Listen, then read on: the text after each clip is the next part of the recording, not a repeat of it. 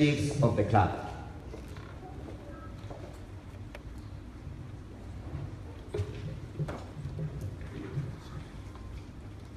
Mr. President, dear ministers, dear friends, on behalf of the Harvard Club of Cyprus, I would like to welcome you to our keynote speaker event, one that promises to intrigue our interests and intellect alike.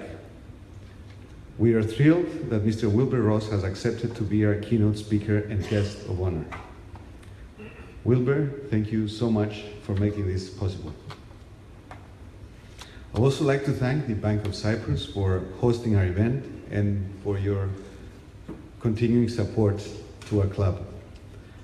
Many thanks to my fellow board members and especially George Markidis for spending the time and energy to organize all this.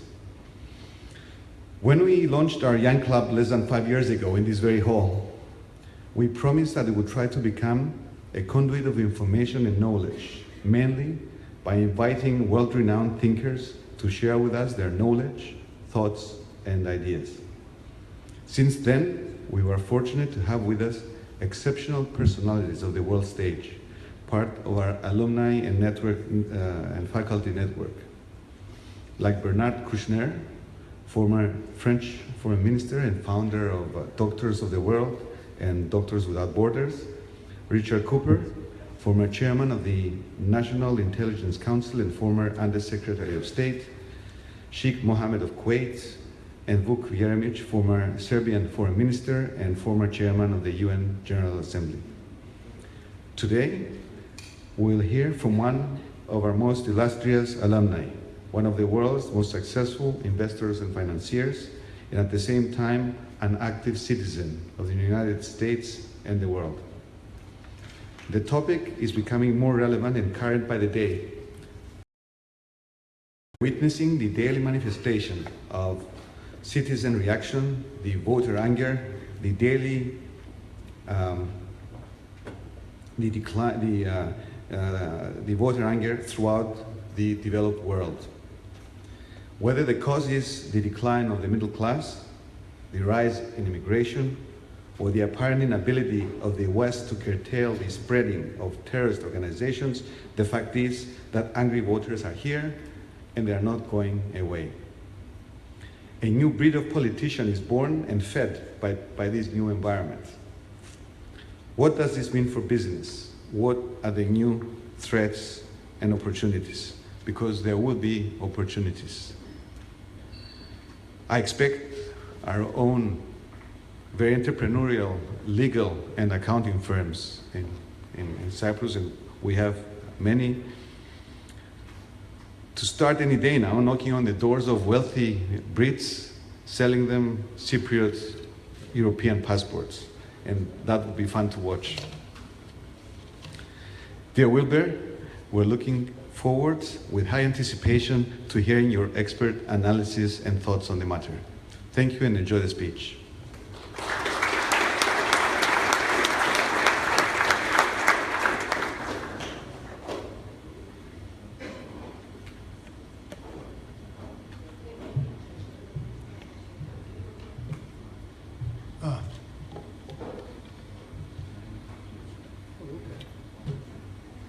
Apparently I jumped the gun. That's an thing I do a lot.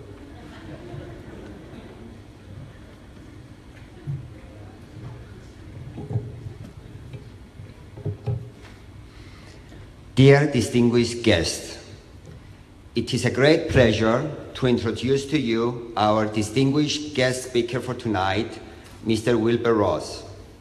Mr. Rose was born in New Jersey, holds a CFA, and is a graduate of Yale University and of Harvard Business School with distinction. He's very well known throughout the world for restructuring failed companies in industries such as steel, coal, telecoms, and textiles. In Cyprus, he is known for his investment in the Bank of Cyprus. Mr. Rose is considered one of the most successful investors on Wall Street. Newspapers and magazines have described him as the best-known turnaround financier in the US and one of the 50 most influential people in global finance. He's the only person elected to both the Private Equity Hall of Fame and the Turnaround Management Hall of Fame. He has made successful turnaround investments in excess of $400 billion and holds key positions in multinational enterprises and honorable positions in various societies and non-profit organizations.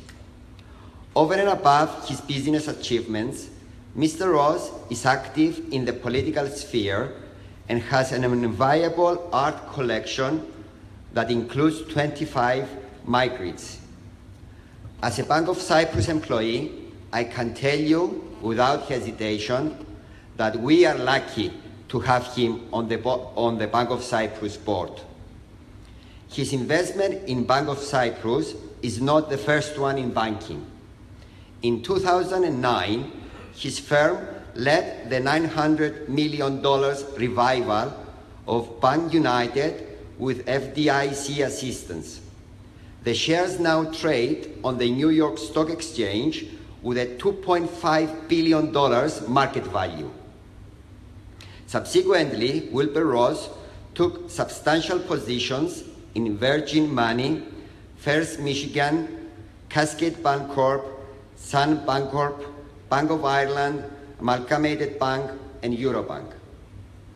Outside the corporate world, Mr. Ross is a member of the Executive Committee of the Partnership for New York City, a chairman of the Japan Society, and also serves as a trustee at the Brookings Institute and is a chairman of its Economic Studies Council. He is on the board of the Yale University School of Management and its new International Center in Beijing, as well as a former member of the Dean's Advisory Council of Harvard Business School. In addition, he is a former chairman of the Smithsonian National Board. President Clinton appointed him to the board of the United States Russia Investment Fund, and he served as privatization advisor to Mayor Rudolph Giuliani. In 1999, President Kim Tae-jo awarded Mr. Ross a medal for his help during South Korea's 1998 financial crisis. He was named Entrepreneurial of the Year 2009 by British American Business and received the 2010 Business Statesman's Award from Harvard Business School Club of New York. In November 2014, the Emperor of Japan awarded him the Order of the Rising Sun, Gold and Silver Star. His topic for tonight is how the angry voters influence the political and financial world. Given the current state of the world, this topic is extremely relevant and important. We see the manifestation of voter anger in the current election in the US, where the rise of Bernie Sanders, as well as Donald Trump, has caught many observers by surprise. And in the recent referendum in the UK, where the Leave campaigners built their momentum on the back of voter frustration and anger about the current state of the EU. We even saw it here in Cyprus in our own parliamentary elections last month. Citizens in country after country seem to be upset about the state of our world. The rising inequality between rich and poor, the never-ending consequences of the recent financial crisis, the ever-present threat of terrorism, the escalating tensions among countries, and the future direction of our countries.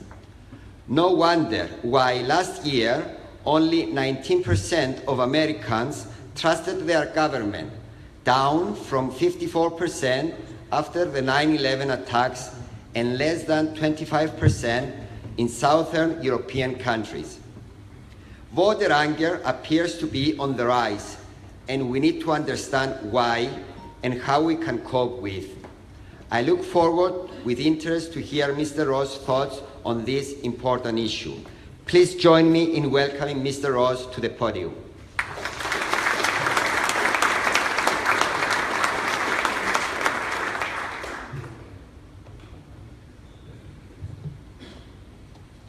Thank you for that very nice introduction. It's great.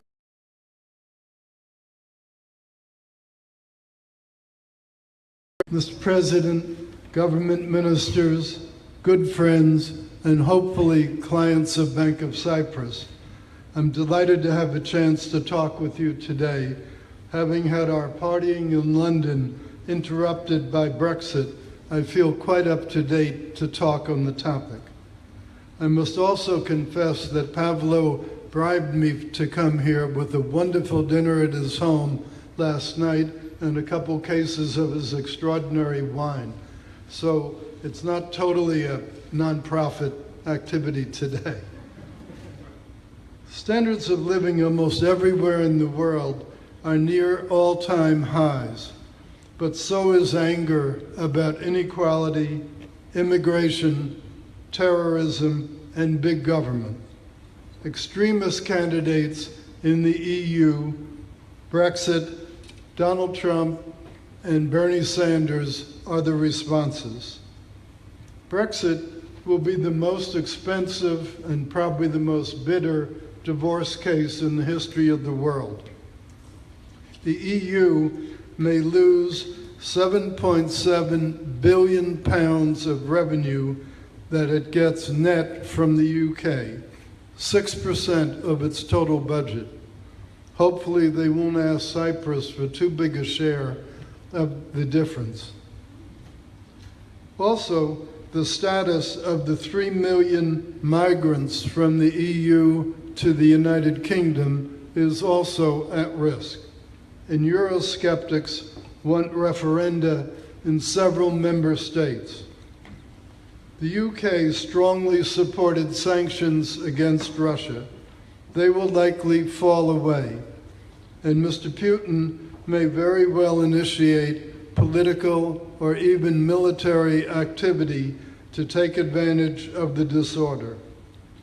The EU's 8.3 billion trade surplus with the UK also may be at risk. 45% of UK's exports go to the EU, and its main economic mainstay, 87% of the economy, namely financial and other services, may lose their automatic passport to the EU. Financial services themselves are 8% of UK's gross value added, 3.4% of its jobs, and 21 billion pounds of its taxes. The residency of the 1.2 million UK citizens living in the EU may be at risk. Scotland may defect to the EU. Strangely, this might actually save the UK 8.6 billion pounds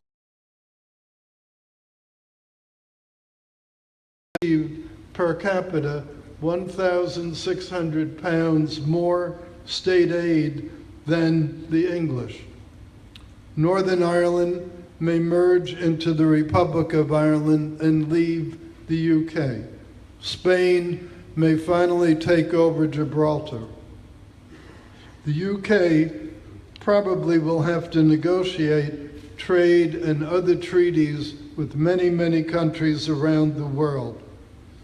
Foreign direct investment in the UK, almost $30 billion per year, comes mainly from the EU and from the United States, and that too will be at risk. So is London's status as the world leader in foreign exchange trading and many other financial services. At the same time, UK's major political parties are both in disarray. The Conservative Prime Minister Cameron has resigned, and the Labour Party will likely oust their leader, Mr. Corbyn. All kinds of petitions are circulating around in the UK, including a novel one for London to secede from the UK and become a kind of Singapore off the coast of Europe. All of this is likely to cause a recession and continue to weaken the pound. I recommend that Cyprus should adopt and immediately announce even more liberal financial service policies than it already has, so that it can try to take advantage of the inevitable relocations that will occur during this period of confusion. Otherwise, just Ireland and Frankfurt will likely be the main beneficiaries. The biggest problem for everyone will be at least 2 years of uncertainty once the UK Parliament triggers European Union Article 50. That provides that the exit details must be approved by at least 20 countries, and those 20 countries must represent at least 65% of the total population of the EU. If that doesn't happen, all of the UK's treaties with the EU will be automatically voided. During the interim, however, the UK will remain bound by all of the EU rules and regulations, including those on immigration. This is probably going to cause a huge further influx of migrants wanting to beat the deadline. So those who thought it would be an immediate end to migration, I think are going to be shocked to see that it does the reverse. My guess, however, is that this 2-year period will tend to paralyze business decisions, because business can cope with prosperity, business can cope with adversity, but it's very, very hard for business to cope with uncertainty. So I think the paralysis of business decisions will be the single most threatening part to both the EU economy and the UK economy.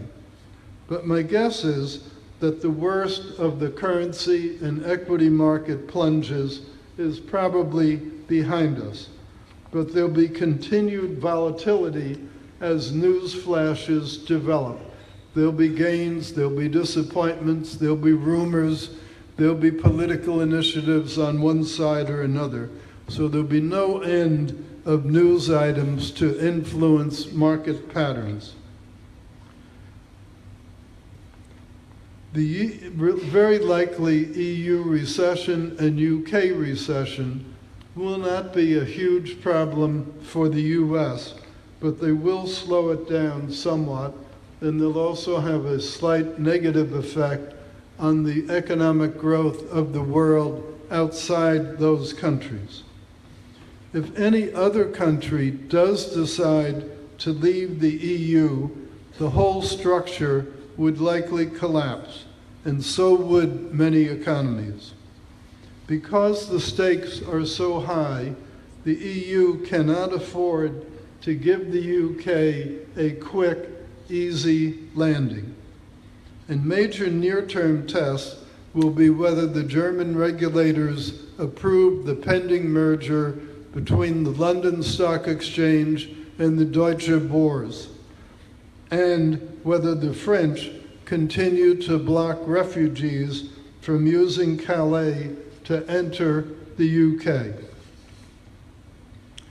The US has, however, a big geopolitical risk because the UK has been the major US ally both in the Mideast and relative to Russia.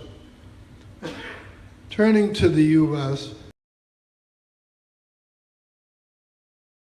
is causing serious stresses, particularly between working class and non-working people.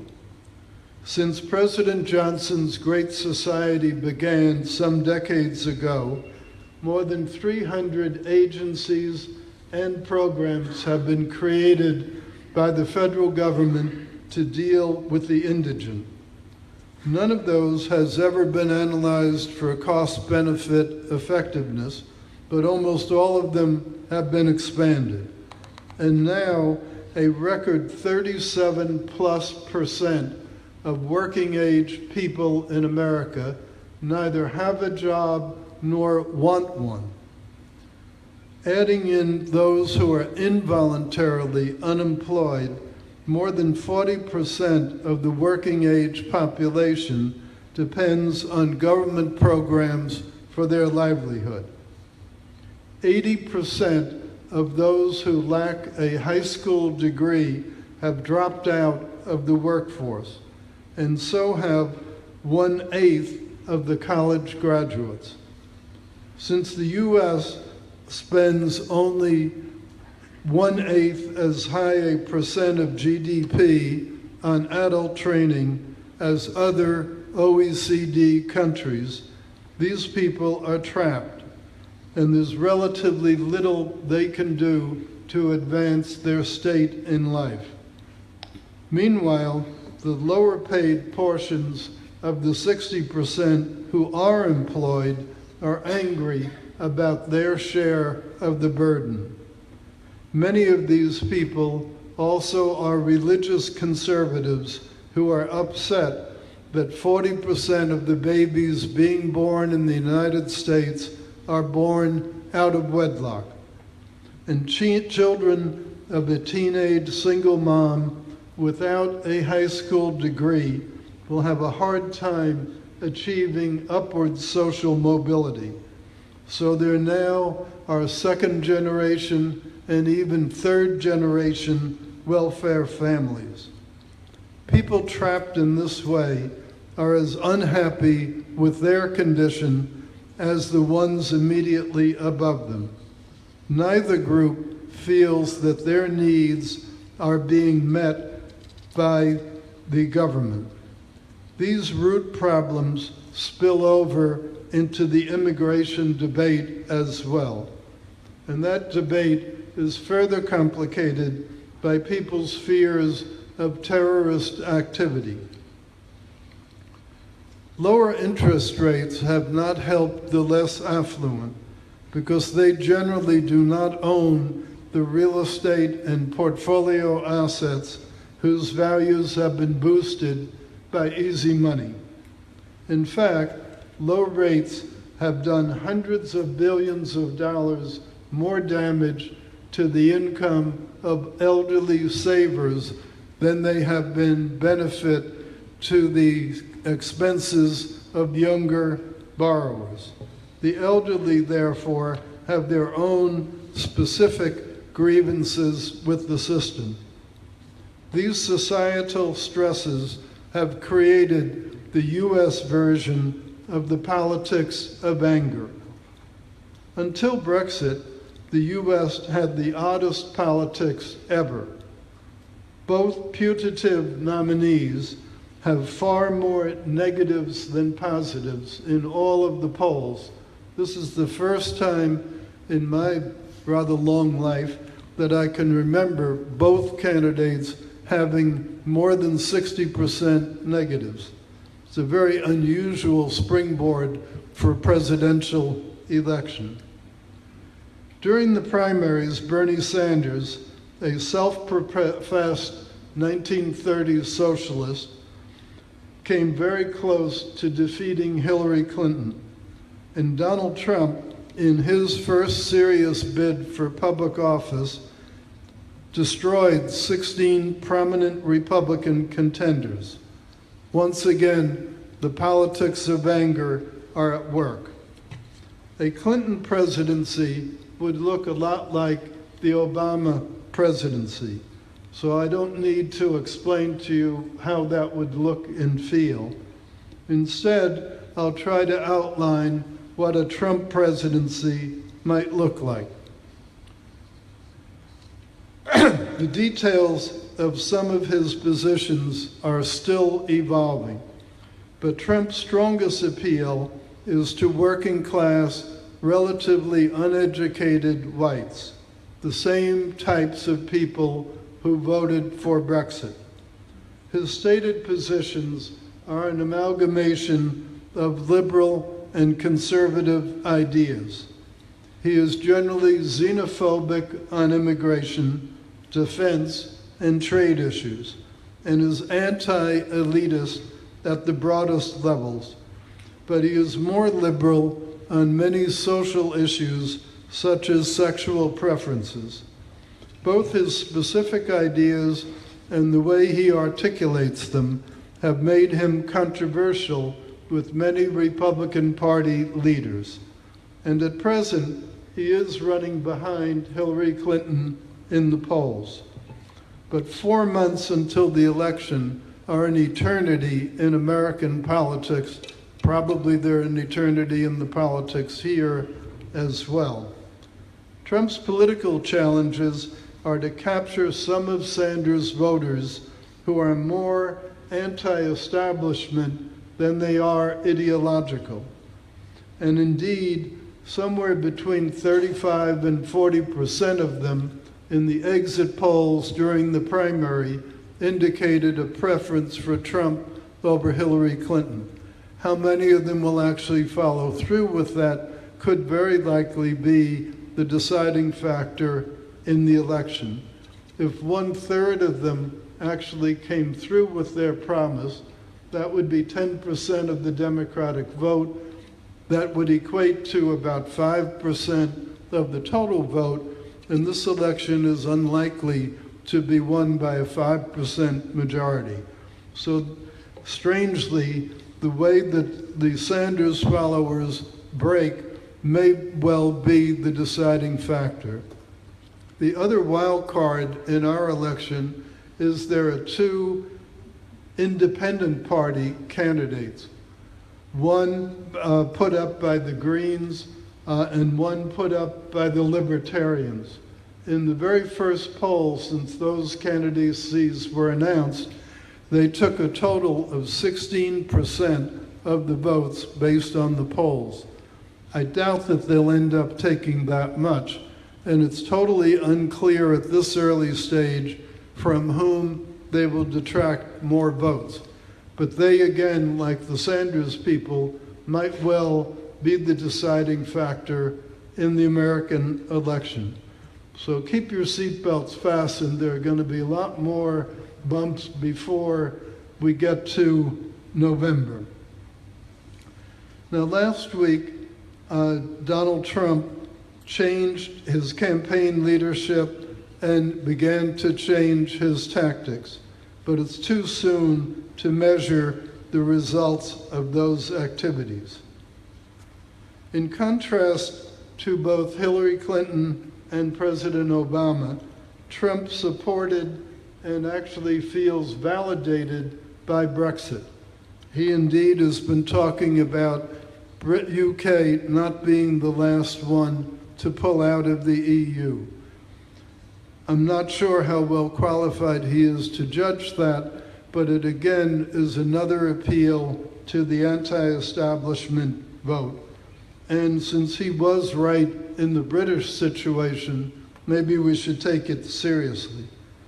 He's also said that he would redo America's deal with Iran, and he would also redo many of our trade agreements with other countries, including the pending Trans-Pacific Partnership.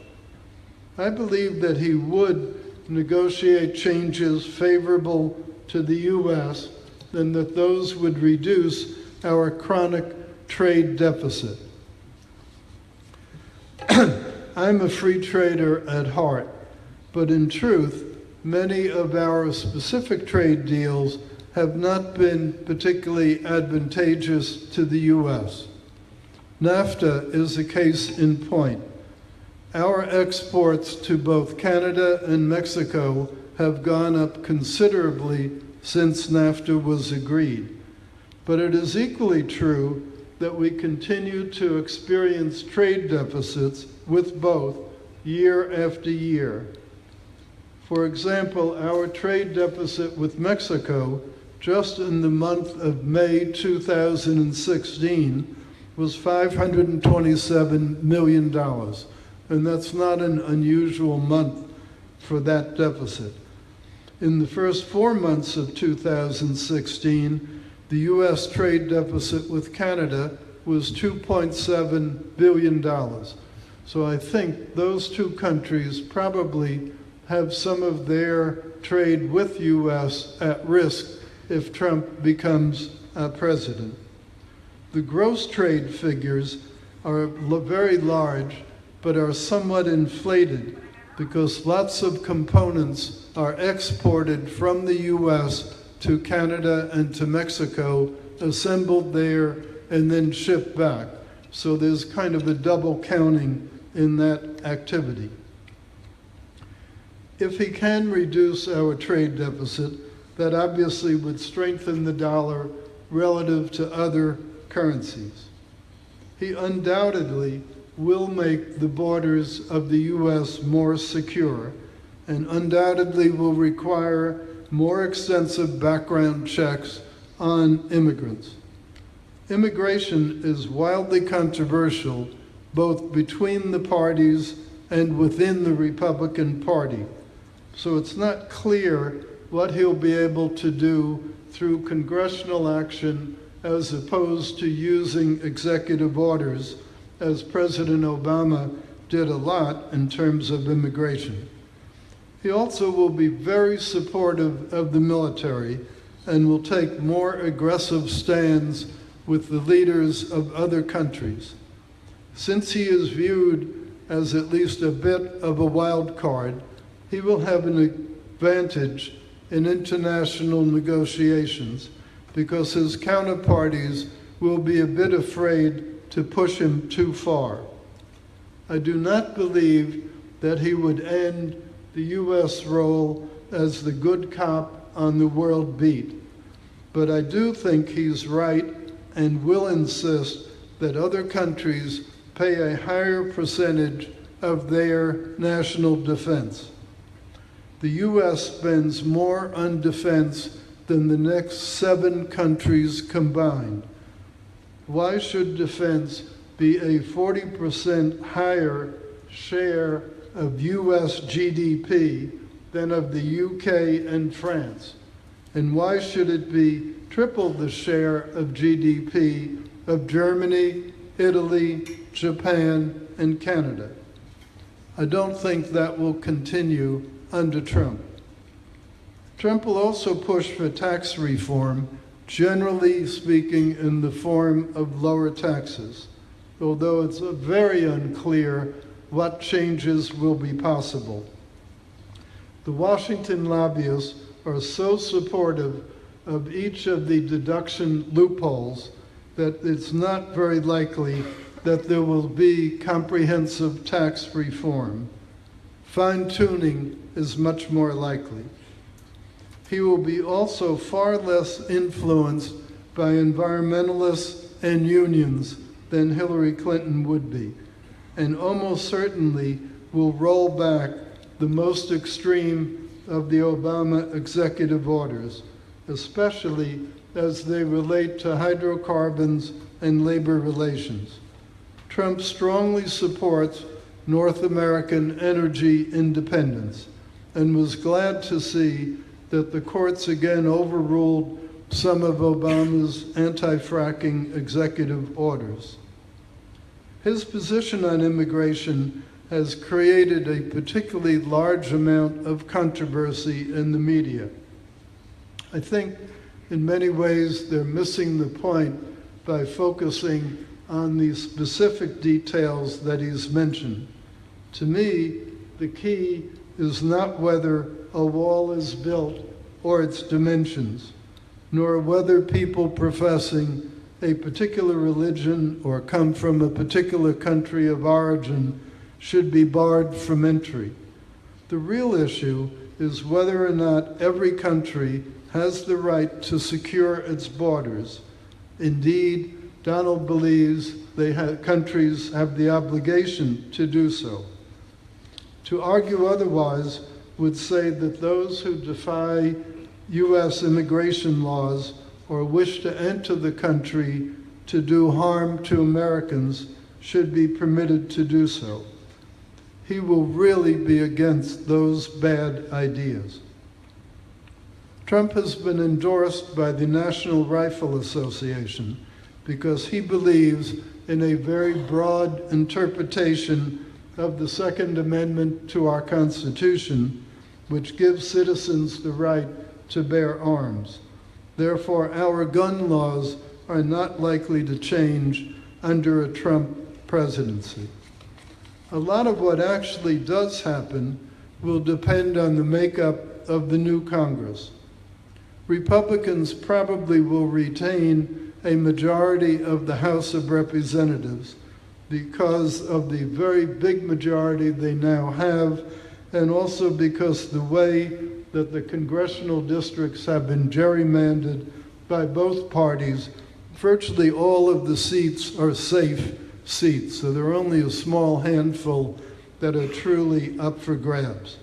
But in the Senate, the number of Senate Republicans up for re-election in so-called battleground states that could go either way, that number is twice as large as the existing majority of 3 that the Republicans have in the Senate. Therefore, unless Trump were to win by a large majority, Democrats have a good chance to regain the majority in the Senate. And then we would have the specter of a split Congress. And we've all seen the kind of fun and games that that has produced in recent years. Trump will also have to contend with schisms within his own party, as well as divisions between the two parties. But regardless of the mix in the Congress, he will lobby very hard to get his way. And he historically has succeeded in lobbying politicians to help his business interests. So he's more likely to make deals with the Congress than President Obama was. And one of the great things about the American system is that there are so many checks and balances that changes tend to be incremental rather than dramatic. The problem with that is this will not end working class complaints and may mean that the politics of anger will continue to flare up throughout the next administration, and so will the class warfare that's been going on for the last few years. Much of this volatility will spill over into the markets because every trading desk has less capital to deploy than it did a few years ago. So small changes in investor sentiment tend to produce exaggerated end results in the markets. But volatility creates investment opportunity if you're brave enough to deal with it. We're seeing this now in the market volatility around Brexit. At the end of the day, the US market likely will continue to be viewed as the safest refuge for global investors, regardless of who becomes president. I also must make an official disclaimer. The views I have expressed are my own, not necessarily those of the Bank of Cyprus or of the Trump Victory joint venture between the Republican National Committee and the Trump campaign, although I am a trustee of that group. In fact, since my wife Hillary is right here, I should admit they're not necessarily her views either. Now I'll be glad to take a few questions if you don't make them too hard.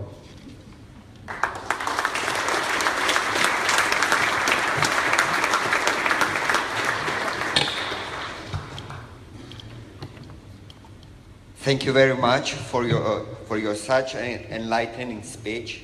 We now welcome a small number of questions for our guest speaker. A microphone will be provided to you in order to hear your question clear and loud.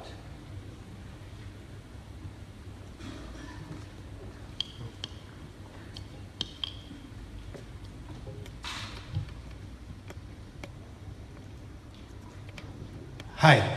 Mr. Hourigan had said prior to Brexit that his intentions of entering LSE were regardless of the fact that whether there will be a Brexit or not. So has anything changed? Could you repeat the question? Yeah, there was the intention of Bank of Cyprus entering London Stock Exchange, yeah? And Mr. Hourigan had said prior to Brexit that regardless of the outcome of the referendum, that his intentions were to actually go to England. Has anything changed? Well, I think some of the people who went in favor of leave are now quite amazed at the negative reaction that the media have had and the markets have had. I think there's a little bit of a sense of regret.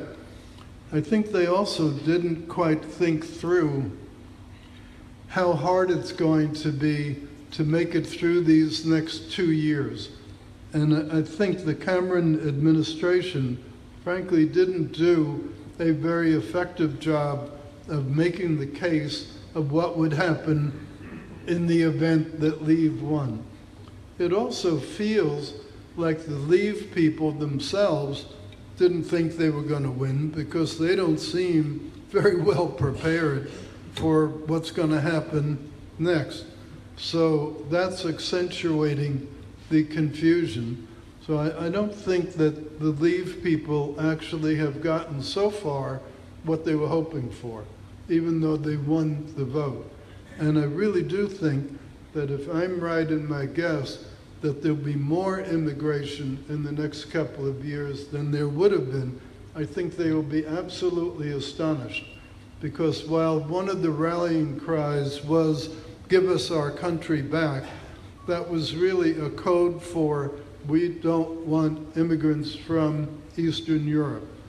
And so I think they're going to be quite shocked that their very action was somewhat counterproductive.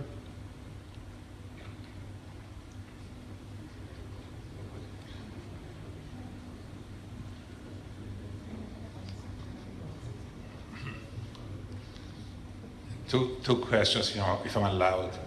The first question is, what is your prescription? What do you recommend, based on your long experience, the best way to deal with the politics of anger? And second, what do you advise Cyprus and Cyprus businessmen and policymakers to do to respond to Brexit, both the challenges and the opportunities that are created? Thank you. Well, I think for Cyprus, it's a potential opportunity. As I mentioned, I think every big financial institution that's now based in the UK and has been using the guaranteed passport to operate within the EU has now got to figure out a new solution for how to deal with that issue. It's true of the mutual funds, it's true of private equity, it's true of hedge funds, it's true of insurance companies, it's true of banks. So there is going to be some change. My guess is that lots of folks will be starting right this week to put plans into effect, because it takes a while to move people and figure out what you're doing.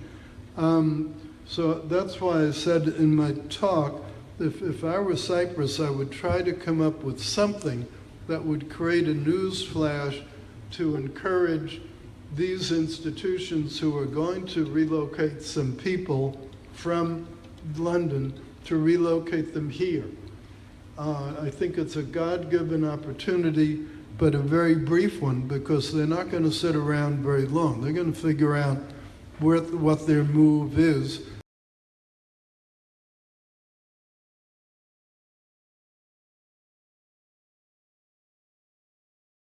Dublin has a good head start because so many financial institutions have back offices or other activities there, and Frankfurt simply because it's such a financial powerhouse.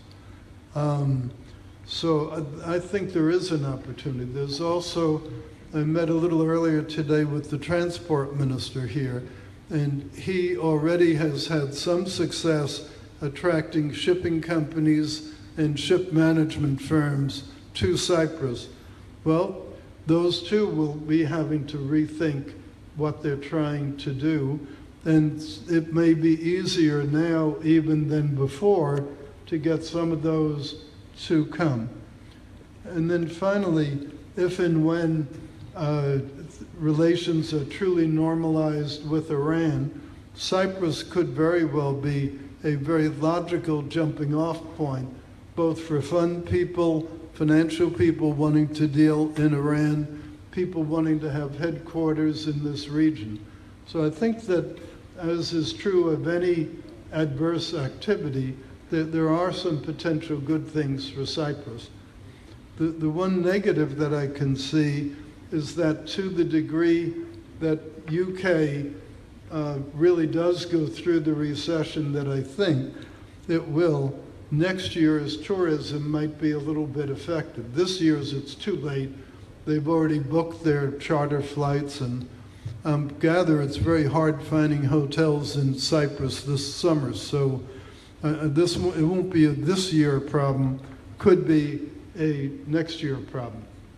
And then the final issue is, since the EU budget now is going to be a little bit constrained by the loss of its net revenues from the UK, they're going to raise the tolls for everybody else. And so no doubt they'll come to Cyprus looking for something. Yes, sir.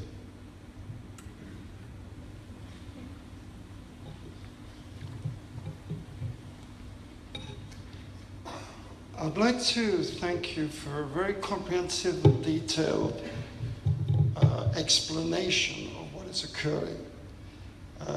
As a Democrat in belief, I'm glad to see that this is coming from a Republican.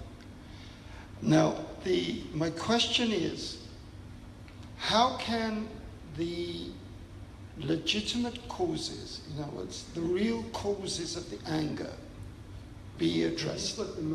Yes, sorry.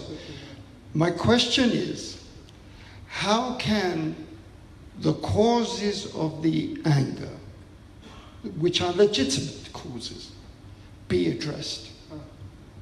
Well, that's the hardest question that anybody could ask, so I'll try to give an answer.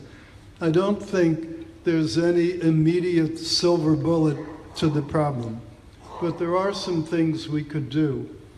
U.S. spends a smaller percentage of its GDP on adult training than any other OECD country.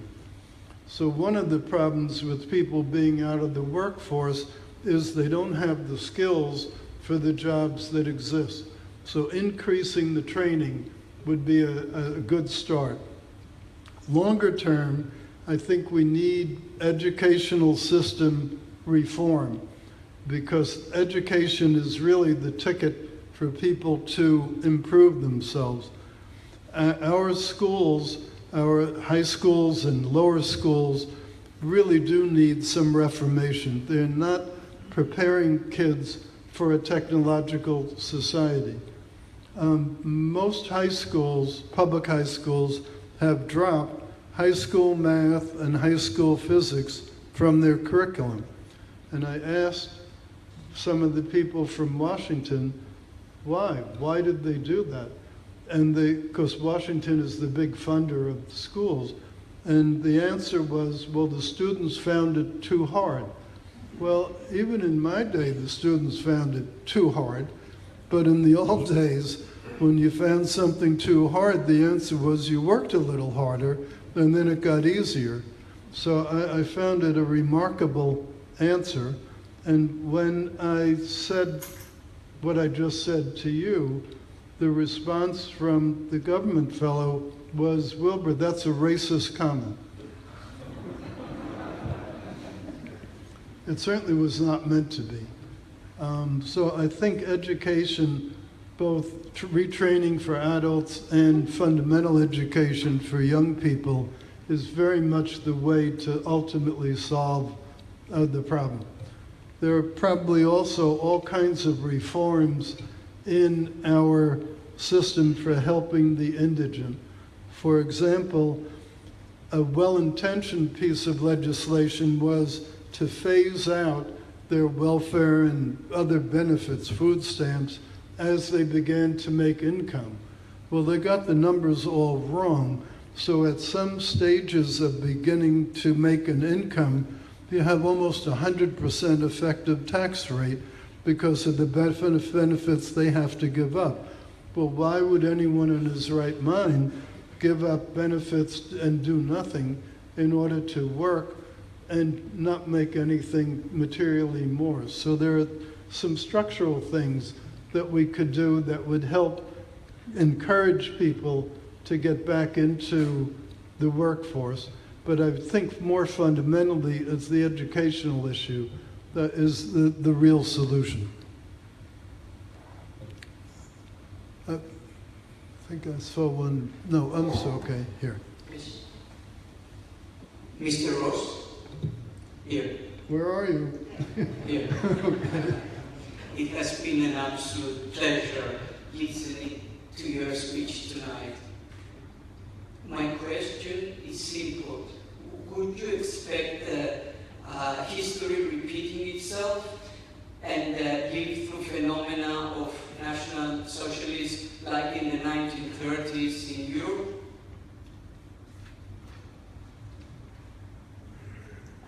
Well, if what you're referring to are the neo-Nazi movements, I hope they don't really reassert themselves. Other question?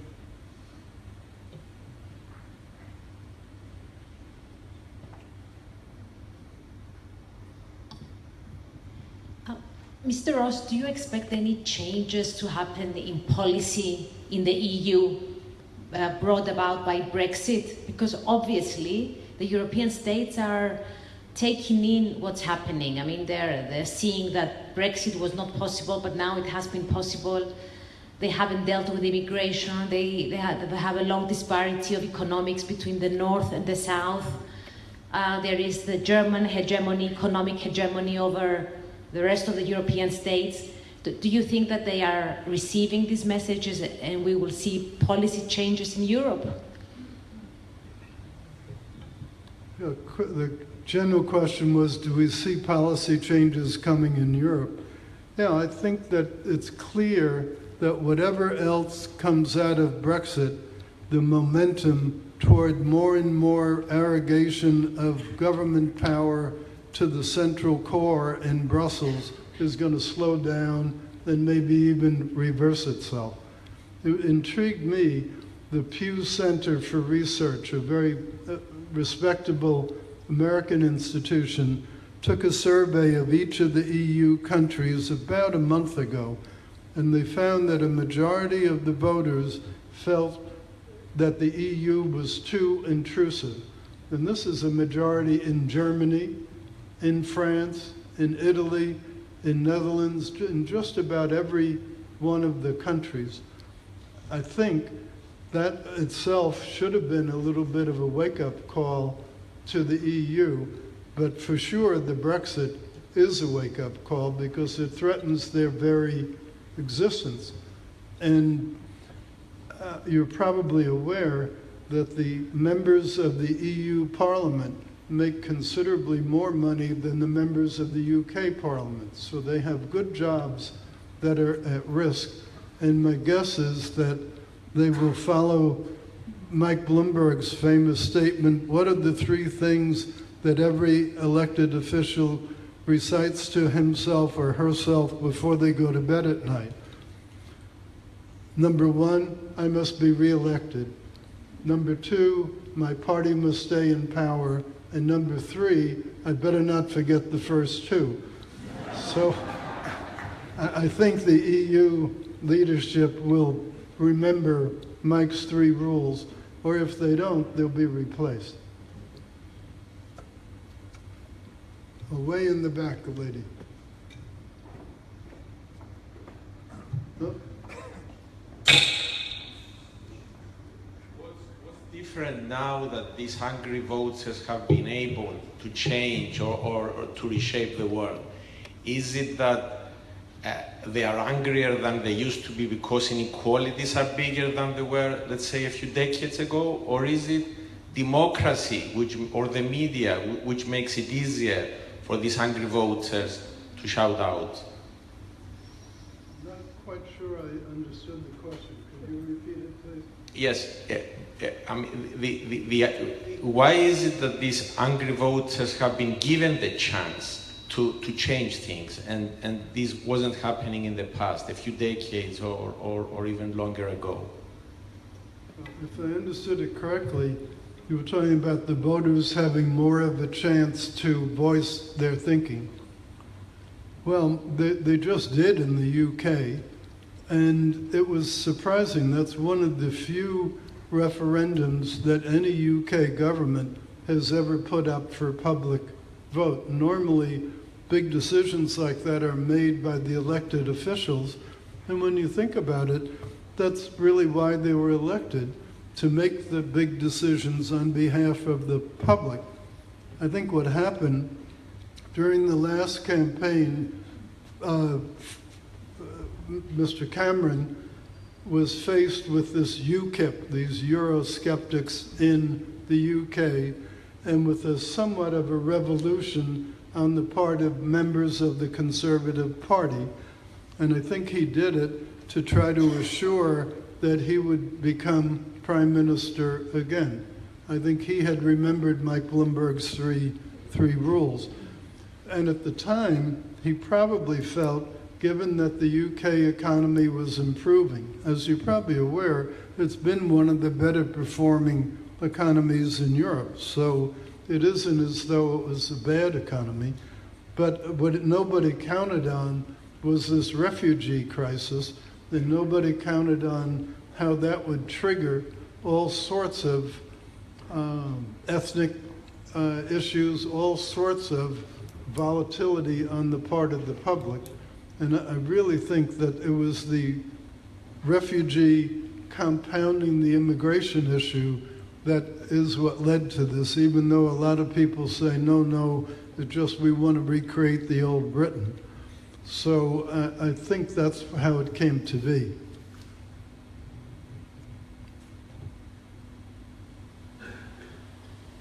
Okay. Good afternoon. My name is Cleopatra Kitty. Thank you for your speech and your thoughts and your time in Cyprus.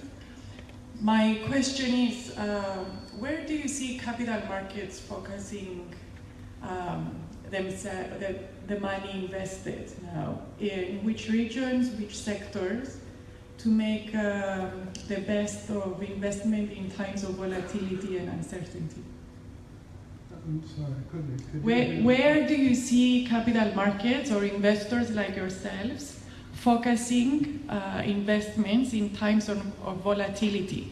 What regions of the world, what sectors of the world? Thank you. My compliance department would punish me severely to make stock recommendations. I'm sorry, I can't do that.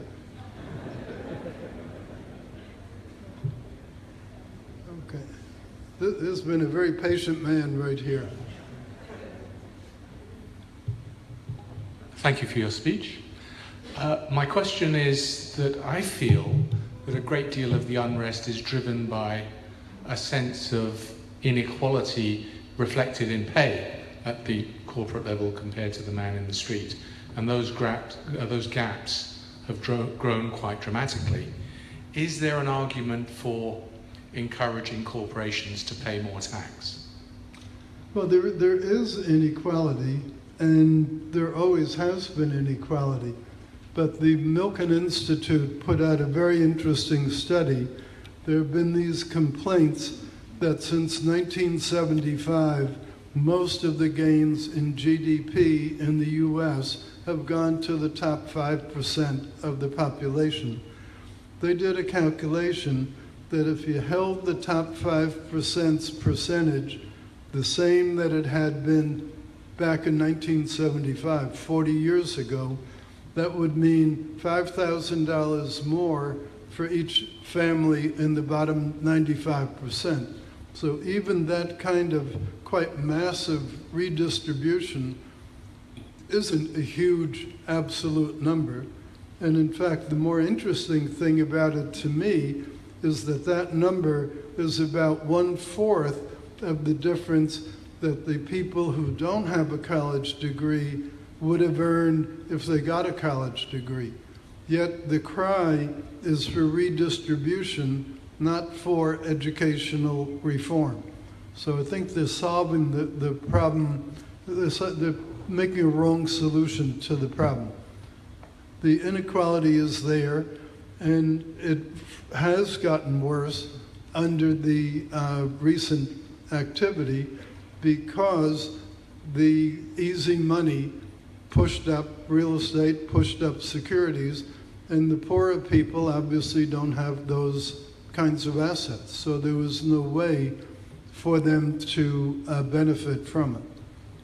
But I think the inequality gap is very importantly influenced by the educational gap. I think we have time for, oh, here, yes? One more question. Oh, this is an official government question. Now I'm getting worried. A lot of angry voters also in Cyprus, and this has been reflected in the past elections. So, one last advice from you. What do you advise the Cypriot people and the Cypriot government from where we stand right now? Well, as I said, I think that Cyprus could make an opportunity out of this situation, and I hope that the country does, because you've been through such a horrible period and got through it, and now things seem to be going quite well here. I was very impressed with the tourism statistics, more airlines, more incorporations, more deposits flowing in. It feels like a pretty good environment to me. So I think now the trick for the government is to continue the momentum forward, and hopefully some degree of stability in the government would really help that. It's not for me to tell people in Cyprus how to vote, but you see what uncertainty and confusion is doing to Great Britain. No reason to bring uncertainty and confusion on yourselves. So I think stability and staying the course are ultimately the best strategies for Cyprus. I hope that answers your question. Thank you.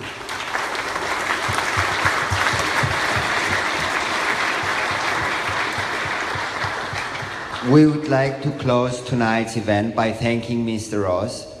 May I ask Mr. Ivan Gavas and Christina Ioannidou to present a small gift to our guest.